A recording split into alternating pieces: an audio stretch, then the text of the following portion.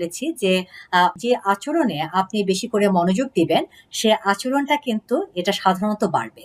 অর্থাৎ হলো আপনারা যদি শিশুর এই না খাওয়াটাকে অনেক বেশি এটা হাইলাইট করেন, এটাতে অনেক বেশি আপনারা ফোকাস করেন, মনোযোগ দেখেন, উদ্বিগ্নতা শো করেন, স্বাভাবিকভাবে এই না খাওয়ার যে তার প্রবণতাটা, না খাওয়ার যে তার ব্যবহারটা সেটা কিন্তু আসলে বাড়ার সম্ভাবনাটাই বেশি। এর বাইরে আরেকটা ব্যাপারও হয়, শিশু কিন্তু সবসময় আপনাদের মনোযোগ ধরে রাখতে চায়।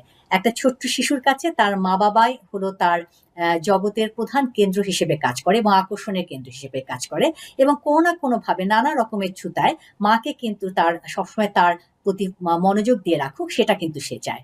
বাচ্চা কিন্তু ছোটবেলা থেকে দেখে যে যখন দেখে যে তার না খাওয়ার কারণে আপনি অনেকক্ষণ ঘুরঘুর করছেন, অনেকক্ষণ তাকে অনুনয় বিনয় করছেন, তার সাথে লেগে থাকছেন, স্বাভাবিকভাবে কিন্তু তার খাওয়া নিয়ে যে তার একটু ডিলে করা সেটার কিন্তু প্রবণতাটা বৃদ্ধি পায়। কাজেই আপনাদের আমি বলব